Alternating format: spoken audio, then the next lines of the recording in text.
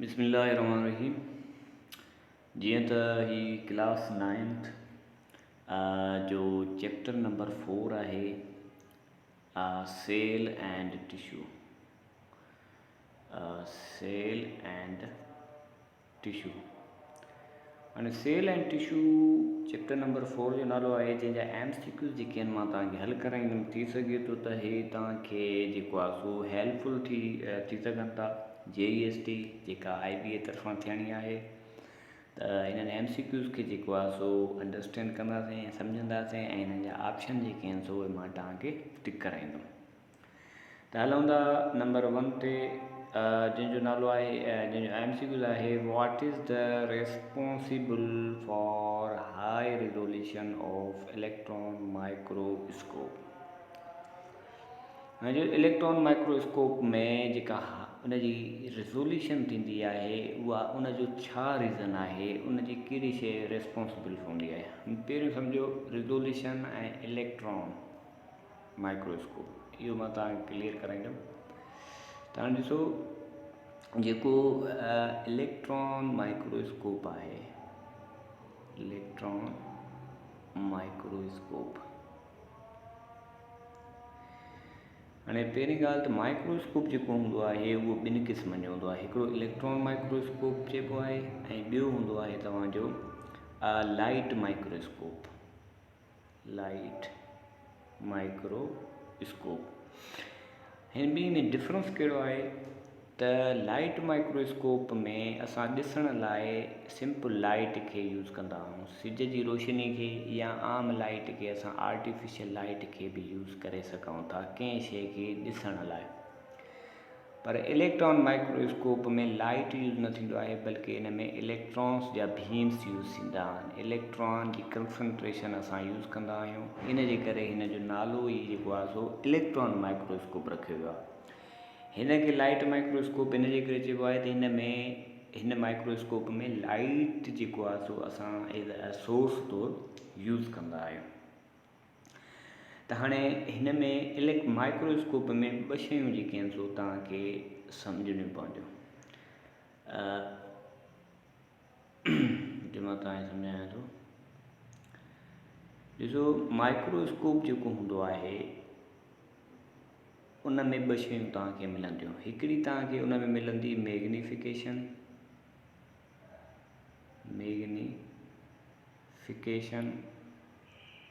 ऐं ॿी तव्हांखे मिलंदी रिज़ोल्यूशन, रिज़ोल्यूशन पावर।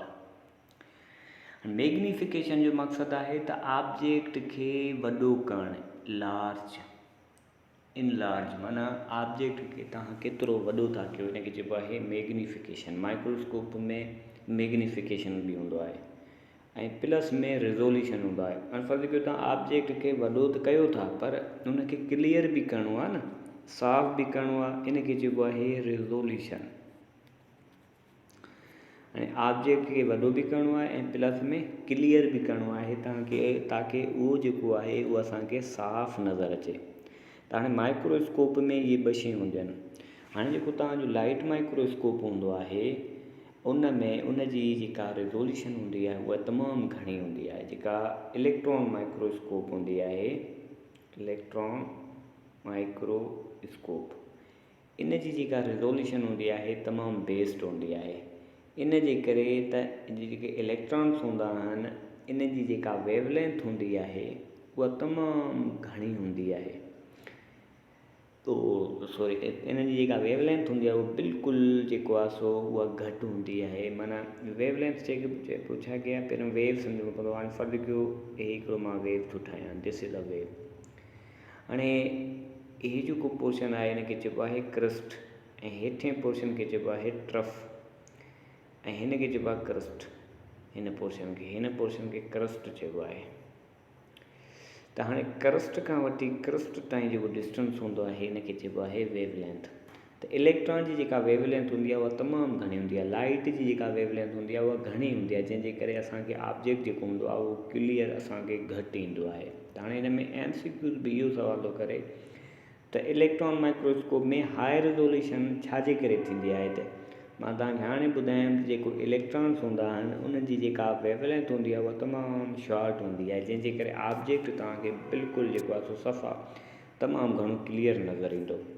ऐं ॿी ॻाल्हि यादि करे छॾियो त इलेक्ट्रॉन माइक्रोस्कोप सां असां न जस्ट सेल ॾिसी सघूं था, पर सेल में अंदरि जेके ऑर्गेनेल्स हूंदा आहिनि उहे बि असां क्लियरली ॾिसी सघूं था। त इन जो ऑप्शन जेको आहे उहो बी ऑप्शन जेको आहे उहो सही आहे। उन खां पोइ आहे क्वेश्चन नंबर 2। क्वेश्चन नंबर 2 जेको आहे हिन में चए थो त what is the function of endoplasmic reticulum. Endoplasmic reticulum, हाणे एंडोप्लाज़्मिक रेटिकुलम जेको हूंदो आहे इन जो रफ एंडोप्लाज़्मिक रेटिकुलम। हाणे एंडोप्लाज़्मिक रेटिकुलम जेको हूंदो आहे इहे ॿिनि क़िस्मनि जा हूंदा आहिनि। इहे तव्हांखे मां क्लियर थो करायां। एंडोप्लाज़्मिक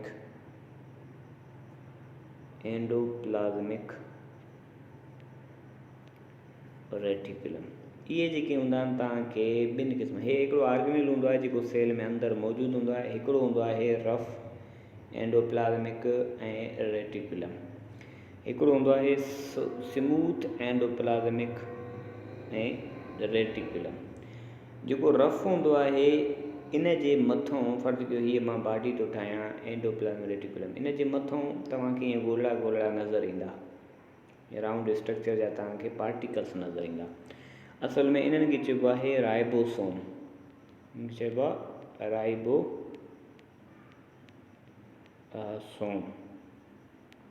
हाणे इहे जेके राइबोसोम हूंदा आहिनि इन्हनि जो कमु इहो हूंदो आहे त इहे प्रोटीन ठाहींदा आहिनि, बॉडी जे लाइ प्रोटीन ठाहींदा आहिनि। पर हे जेके स्मूथ हूंदा आहिनि स्मूथ एंडोप्लाज़्मिक ऐं रेटिकुलम, इहे जेके हूंदा आहिनि इन्हनि जे मथां, फ़र्ज़ु इहे बॉडी थो ठाहियां त इन्हनि जे मथां जेके अहिड़ा राइबोसोम्स हूंदा आहिनि इहे जेके हूंदा आहिनि इहे न हूंदा आहिनि। पोइ इन्हनि जो कमु जेको हूंदो आहे उहो प्रोटीन न ठाहींदा आहिनि बल्कि इहे स्टेरॉइड्स ठाहींदा आहिनि। त हाणे हिन में चए थो त जेके रफ जेके हूंदा आहिनि उन मथां राइबोसोम न हूंदा आहिनि, जंहिंजे करे प्रोटीन न ठाहींदा आहिनि। पोइ हे छा ठाहींदा आहिनि, हे ठाहींदा आहिनि सिंथेसिस ऑफ स्टेरॉइड। हाणे स्टेरॉइड हिकिड़ो लिपिड जो टाइप आहे जेके डिफरेंट जेके आहिनि सो इन्हनि मां जेके हार्मोन्स ठहंदा आहिनि या डिफरेंट क़िस्म जी एनर्जी जेका ठहंदी आहे उहो जेको हूंदो आहे इहे रफ एंडोप्लाज़्मिक रेटिकुलम जेके आहिनि सो इन्हनि खे ठाहींदा आहिनि। त रफ एंडोप्लाज़्मिक रेटिकुलम जो कमु इहो हूंदो आहे त इहे स्टेरॉइड खे सिंथेसिस कंदो आहे। उन खां पोइ आहे क्वेश्चन नंबर 3। क्वेश्चन नंबर 3 चए थो त statement about the fluid mosaic model. हाणे फ्लूइड मोज़ेक मॉडल हिकिड़ी थ्योरी आहे जेका सेल मेम्ब्रेन जे बारे में ॿिनि साइंटिस्ट ॾिनो हो, सिंगर ऐं निकोलसन। इन जे बारे में छा राय ॾिनो हो। त हाणे फ्लूइड मोज़ेक मॉडल में जेको ऑप्शन इन जो आहे उहो बी ऑप्शन सही आहे। त माना इन में जेके फैटी एसिड माना इहो जेको हूंदो आहे इन में तमामु घणो जेको हूंदो आहे इन में लिपिड जो ठहियलु हूंदो आहे। तक़रीबन मेम्ब्रेन जी ॻाल्हि कयूं त इन में सॼो लिपिड हूंदो आहे ऐं प्लस में इहो फ्लूइड लाइक टाइप हूंदो आहे। इन में इन जे चौधारी इन्वायरमेंट में जेको हूंदो आहे उहो फ्लूइड हूंदो आहे। त माना हिन में फ्लूइड ऐं प्लस में फैटी एसिड जेको हूंदो आहे इहे मिली करे लिपिड खे ठाहींदा आहिनि। त इन जेको आहे इन मॉडल मां इहो साबित थो थिए त इन साबित इहो थो चवे त जेको सेल मेम्ब्रेन हूंदो आहे इन में फ्लूइड पोर्शन ऐं फैटी एसिड जी कंसंट्रेशन जेका हूंदी आहे उहा तमामु घणी हूंदी आहे। त इन ऑप्शन जेको थींदो उहो option is B is correct. उन खां पोइ आहे क्वेश्चन नंबर जेको आहे उहो क्वेश्चन नंबर आहे 4। क्वेश्चन नंबर 4 में चए थो त विच प्रोसेस अलो movement in and out of sale. हाणे फ़र्ज़ु कयो सेल आहे हिकिड़ो, इन में मालिक्यूल्स अंदरि बि अचनि था, इन में मालिक्यूल्स ॿाहिरि बि निकिरनि था। त हाणे इन में इनखे छा चइबो आहे, ऑस्मोसिस चइबो आहे या डिफ्यूजन चइबो आहे या एक्टिव ट्रांसपोर्ट चइबो आहे। ॾिसो ही सभई जेके हूंदा आहिनि इन्हनि सां कंसर्न आहिनि। डिफ्यूजन में बि जेके ऑस्मोसिस में बि फ्लूइड वाटर जेको हूंदो आहे उहो मूवमेंट कंदो आहे, सेल जे अंदरि बि वेंदो आहे, सेल खां ॿाहिरि बि निकिरंदो आहे।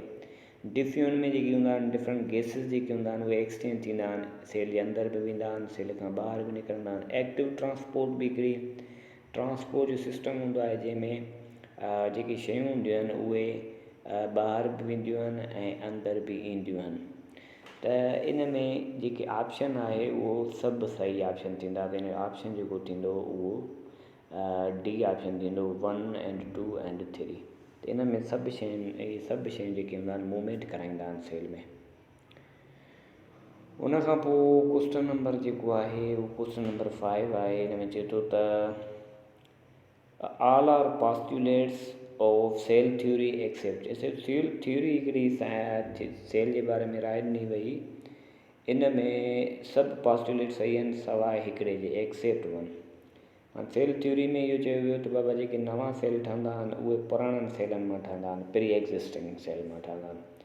त इन जो ऑप्शन इहो बि सही आहे, सेल थ्योरी में बिल्कुलु आहे। ऐं नंबर सी जेको आहे हिन में चए थो are living organisms are made up of 1 or more sales. जेके बि ऑर्गेनिज़म्स आहिनि उहे हिकु सेल या हिकु सेल खां वधीक ठहियल आहिनि, इहो बि सही आहे। ऐं ॿियो डी ऑप्शन आहे त सेल हिकिड़ो बुनियादी जेको आहे ज़िंदगी जो, इहो बि बिल्कुलु सही आहे। त बी जेको ऑप्शन आहे इहो ग़लति आहे। छो त सेल चए थो cell do not contain heredity in material. Cell में बिल्कुलु हिकिड़ो हेरेडिटी इंफॉर्मेशन हूंदो आहे जेको न्यूक्लियस में मौजूदु हूंदो आहे। त इहो ऑप्शन जेको आहे हिन जो ऑप्शन बी जेको आहे इहो करेक्ट आहे। ऐं उन खां पोइ क्वेश्चन नंबर जेको आहे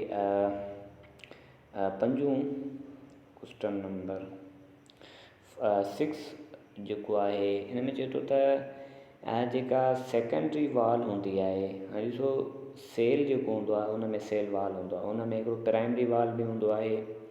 सेल जी असां ॻाल्हि कयूं त सेल जेको हूंदो आहे, फर्ज़ु कयो असां 2 सेल था ठाहियूं त इन जे विच में जेको ॿिनि सेलनि खे कनेक्ट कंदो आहे इन खे चइबो आहे प्राइमरी सेल। उन खां बाद में जेको 2 नंबर ते सेल मेम्ब्रेन हूंदो आहे इन खे चइबो सेल वॉल जेको हूंदो आहे उन खे चइबो आहे सेकेंडरी वॉल। चए थो सेकेंडरी वॉल जेको हूंदो आहे उहो छा जो ठहियलु हूंदो आहे, त सेकेंडरी जेको वॉल आहे इहो ठहियलु हूंदो आहे सेल्यूलोज़ एंड लिग्निन जो। सेल्यूलोज़ एंड लिग्निन जो ठहियलु हूंदो आहे। हिकिड़ा केमिकल्स हूंदा आहिनि जेके इन शइ खे ठाहींदा आहिनि। त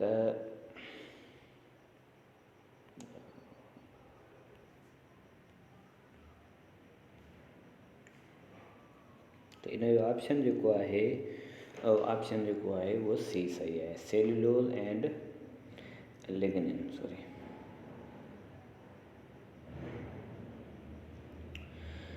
त इन जो ऑप्शन जेको आहे उहो सी ऑप्शन जेको आहे सही। इहो सेकेंडरी जेको वाल हूंदो आहे उहो लिग्निन ऐं सेल्यूलोज़ जो ठहियलु हूंदो आहे। उन खां बाद में क्वेश्चन नंबर जेको 7 आहे हिन में चए थो त सिलेक्ट ऑड वन।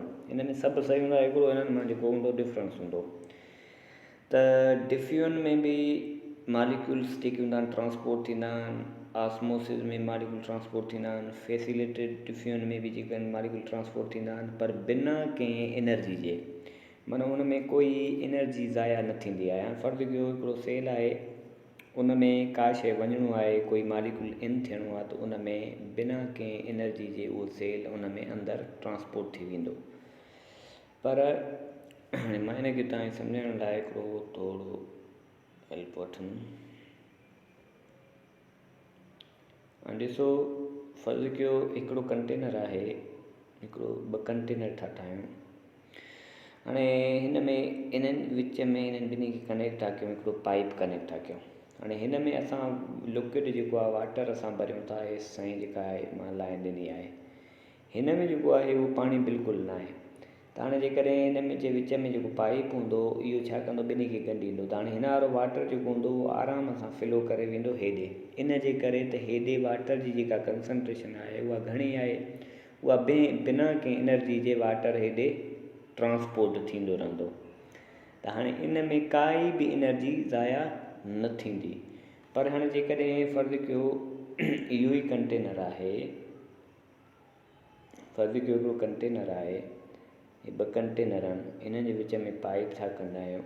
हाणे फ़र्ज़ु कयो हिन में बि पाणी भरियलु आहे, हिन में बि पाणी भरियलु आहे। त हाणे फ़र्ज़ु कयो ॿिन्ही जो बराबरि आहे, पर हाणे हे जेकॾहिं वाटर हेॾे वेंदो त न वञी सघंदो, न ई हेॾो वारो पाणी हेॾे वञी सघंदो। फ़र्क़ु हेॾो वारो पाणी हेॾे थो वञणु चाहे त छा थींदो, असांखे एनर्जी ॾियणी पवंदी, छो त ऑलरेडी उहे ॿई इक्वल आहिनि। पोइ इन्हनि जे लाइ असांखे ATP जी ज़रूरत पवंदी, एनर्जी जी ज़रूरत पवंदी सेल खे।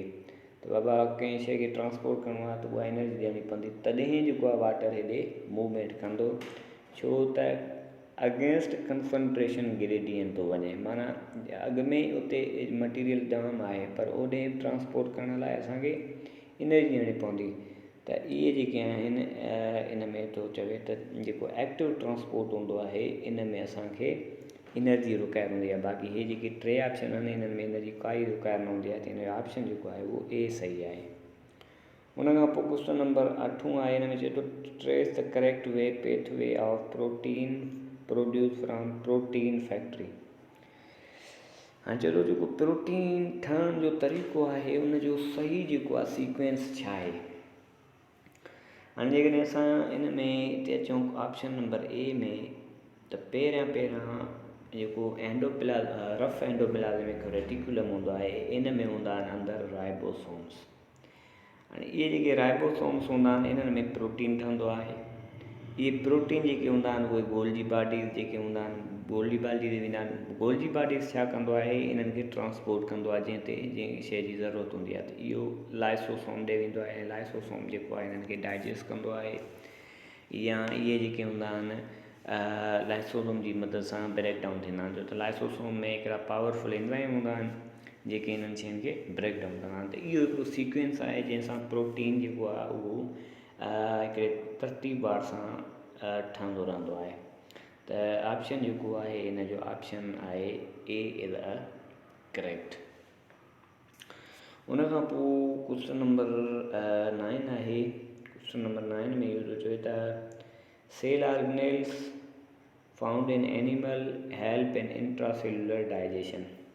त इन जो ऑप्शन जेको आहे उहो C ऑप्शन सही आहे। इंट्रासेलुलर डाइजेशन जो मतिलबु आहे सेल में हिकिड़ो अंदरि हिकिड़ो अहिड़ो ऑर्गेनेल्स हूंदो आहे जेको सेल खे डाइजेस्ट कराईंदो आहे या ॿियनि शयुनि खे डाइजेस्ट कराईंदो आहे। उहो लाइसोसोम आहे।